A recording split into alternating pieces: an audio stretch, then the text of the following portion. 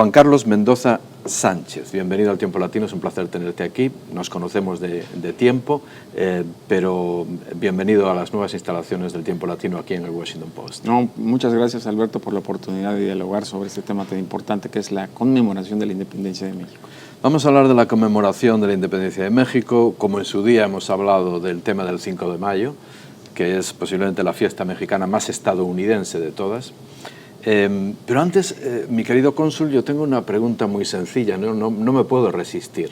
Estamos en un ciclo electoral en Estados Unidos muy curioso, por llamarle de alguna manera, y entonces usted es un diplomático mexicano y tengo que hacerle la pregunta. ¿Son ustedes violadores, narcotraficantes y otras cosas deplorables?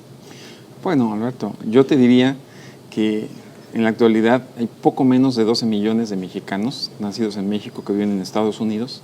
La mayoría de ellos, poco más del 50, quizá un 51, 52%, o son ciudadanos ya estadounidenses o tienen el carácter de residentes. Esto quiere decir que la mayoría de los mexicanos que están en Estados Unidos, ¿sí?, ya resolvieron su situación migratoria.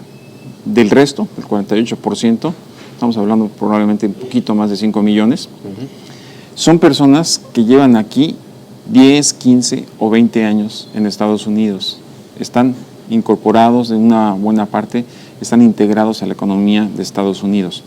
México y Estados Unidos no solamente son países vecinos, Alberto. El año pasado el comercio bilateral entre los dos países fue del orden de los 530,000 millones de dólares. Esto significa 1.3 billones de dólares al día, o más precisamente, más de $1 millón que México y Estados Unidos comercian cada minuto. Cada minuto. Esto significa que aproximadamente 25 estados de la Unión Americana tienen a México como su primero o su segundo socio comercial. Las inversiones de mexicanos en Estados Unidos han crecido también enormemente.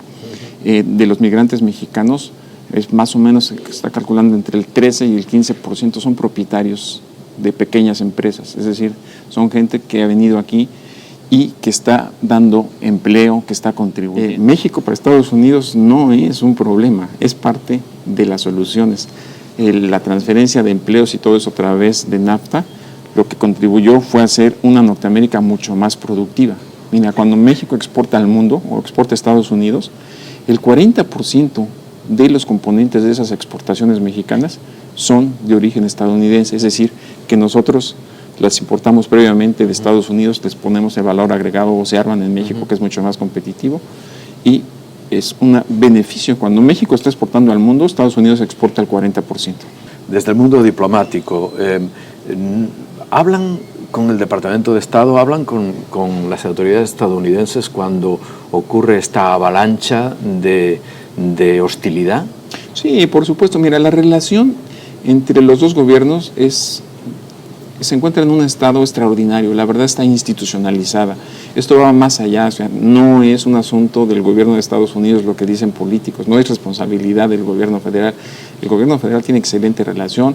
Hace unos días el embajador Sada invitó a la embajadora Ponte, la assistant secretaria encargada de las relaciones con el hemisferio occidental que ve el escritorio de México. Los funcionarios de la embajada y el departamento tuvimos allí oportunidad de estar un par de horas conversando, haciendo intercambio de información, y ambos embajadores coincidieron en que la relación bilateral de gobierno a gobierno se encuentra en uno de los mejores momentos porque está altamente institucionalizada, hay confianza, hay un grado de colaboración enorme en lo que hacen los dos gobiernos, ¿no? Quiero que me hables, cónsul, del Grito de Dolores, creo que me hables de ese inicio de la independencia de México y que me destruyas como historiador todos los estereotipos posibles. Sobre el Grito de Dolores es una cuestión muy importante porque la gente, para empezar, en Estados Unidos lo confunde, como bien decías, con el 5 de mayo. El 5 de mayo sin duda es la marca mexicana más conocida, pero no es el grito. El grito es el nacimiento del movimiento de la independencia de México. México no se independizó la madrugada del 16 de septiembre de 1810, cuando el cura Hidalgo, en el pueblo de Dolores, dio el grito, hizo un primer llamado con la campana, llamó a la población a levantarse en armas. A la rebelión. Porque había un proceso, o sea, esto en realidad es un mito que se llamó ahí a la independencia, nunca se llamó a la independencia.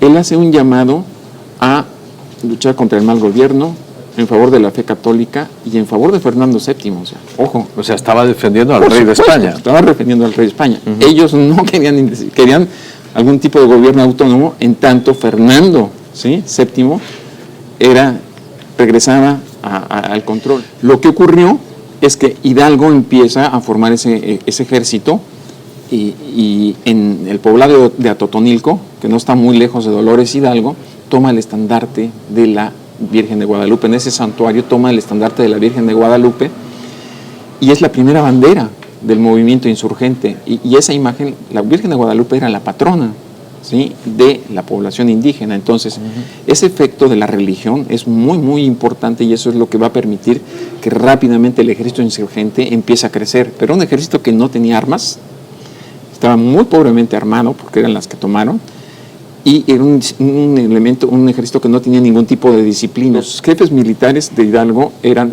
Allende, eran Aldama y eran Navasoro, eran capitanes, o sea, no tenían ninguna experiencia militar y enfrentaban a un ejército profesional, que era el ejército virreinal. En el Monte de las Cruces tuvieron una batalla importante, muchas bajas, ganan y llegan a las afueras de la Ciudad de México. Y los historiadores coinciden que ese fue el máximo error histórico de Hidalgo, no haber avanzado sobre la Ciudad de México, que estaba desprotegida. Pudieron haber tomado la Ciudad de México. Eso pudo haber cambiado el curso de la guerra de independencia, pero Hidalgo no lo hizo y se retiró a Guadalajara. Y estando en Guadalajara es donde hace el decreto para la abolición de la esclavitud y de las castas. Y esto es interesante porque lo hace en 1810, lo hace, son 52 años antes de la abolición de la esclavitud en Estados Unidos por parte del presidente Lincoln. Hacia 1820, pues entonces ya regresa Fernando VII al poder y lo que va a ocurrir es que también vienen las rebeliones en España. Es lo que tú llamas la consumación de la independencia. Así a partir es. de ahí hay un momento del artículo que estoy aquí medio releyendo mientras estás hablando, cónsul, que por cierto este artículo se va a publicar en El Tiempo Latino y en el website, y dice una cosa muy curiosa, dice: sin un ejército insurgente capaz de derrotar a las fuerzas virreinales, el evento que habría de ser definitorio para la consumación de la independencia de México llegó de España. Así es. ¿Cómo? Hay una rebelión en España, ¿sí?, una rebelión militar para exigirle a Fernando que restituyera la Constitución de Cádiz. Entonces, eso encuentra su réplica en el ayuntamiento en Veracruz y también en la Ciudad de México, y el virrey Ruiz de Apodaca reconoce la Constitución de Cádiz, vienen las ideas libertarias, y es este virrey el que va a hacer el cambio de comandante en el sur y nombra ahí a Agustín de Iturbide como el comandante del sur. Guerrero se escondía en las montañas, igual Guadalupe Victoria en las cuevas y en las montañas de Veracruz. Entonces, no había forma de derrotarlos militarmente, pero ellos tampoco tenían ninguna posibilidad de derrotar al ejército insurgente, al ejército virreinal. Entonces, ¿qué es lo que pasa? Finalmente, las ideas liberales con los criollos empiezan a tener una empatía, porque a final de cuentas no se quería una independencia totalmente alejada del rey.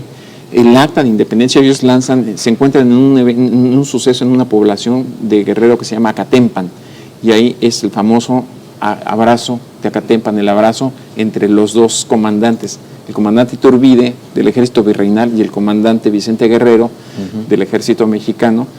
Negocian, pactan la paz, fusionan los ejércitos, lanzan el plan de Iguala o el plan de la libertad de la América septentrional, y entonces ese es el proceso que va a llevar hacia la consumación de la independencia. Entonces eso es lo que permite también que el ejército trigarante, finalmente encabezado por Agustín Iturbide, entre a la Ciudad de México la mañana del 27 de septiembre de 1821, 11 años después del Grito de Dolores, 11 años después del Grito de Dolores, y es la forma en que se consolida la independencia de México. ¿Cómo ven? Se crea el primer imperio mexicano y el primer emperador es Agustín de Iturbide, y durante la vida de ese imperio, que fue apenas unos meses, no llegó ni al año,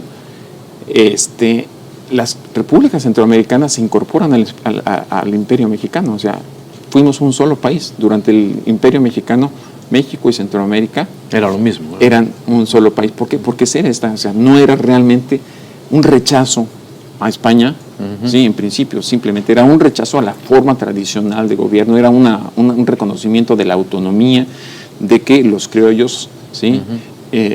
Tuvieran la posibilidad de dirigir a un nuevo gobierno, que fuera un nuevo país, pero vinculado, porque finalmente nosotros somos hispanos. O sea, en la Plaza de Tlatelolco, donde estaba antes la Secretaría de Relaciones Exteriores, se le llama la Plaza de las Tres Culturas. ¿Por qué?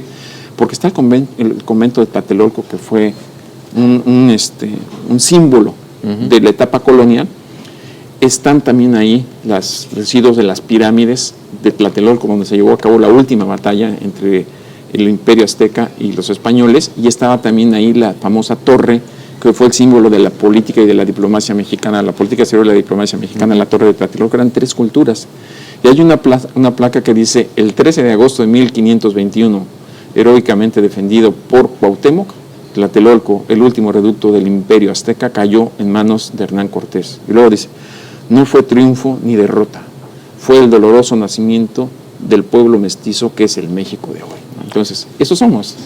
Es un broche de oro para esta conversación, cónsul, pero quiero terminarlo con lo que dices al final del artículo sobre el inicio de la independencia de México, sobre el grito de Dolores, y de hecho, de esta manera vamos a cerrar también la entrevista, pero la cerramos volviendo otra vez a donde estamos, que es Estados Unidos. Porque hay una cosa muy curiosa que dices, y es que lo dices literalmente. Lo cierto es que cada noche del 15 de septiembre, al conmemorar el grito lanzado por el cura Miguel Hidalgo y Costilla en 1810, los mexicanos recordamos el inicio del movimiento armado que 11 años después permitió el nacimiento de México como un país cimentado en la independencia, la libertad y la democracia, valores que compartimos con el pueblo hermano de Estados Unidos de América. Al final volvemos a esa unidad, a esa hermandad, a esa armonía que algunos quieren destruir en el Estados Unidos contemporáneo. Ciérrame con ese comentario. Entre mejor le vaya a Estados Unidos, mejor le va a ir a México, eso lo tenemos claro. Y estas gentes que están aquí sienten a Estados Unidos como su país, como su patria también, lo quieren de la misma forma que se quiere a México. Entonces, cooperación es muy importante. Yo reitero, geografía es destino, y México y Estados Unidos no solamente son vecinos, son amigos, son socios estratégicos, y el bienestar de México, la estabilidad de México es fundamental para la seguridad nacional de los Estados Unidos. Juan Carlos Mendoza Sánchez, cónsul de México en Washington, muchas gracias por estar aquí, muchas gracias por haber venido al edificio del Washington Post, a las oficinas del Tiempo Latino, y por haber mantenido esta conversación en YouTube Live con nosotros. Gracias. Gracias, Alberto.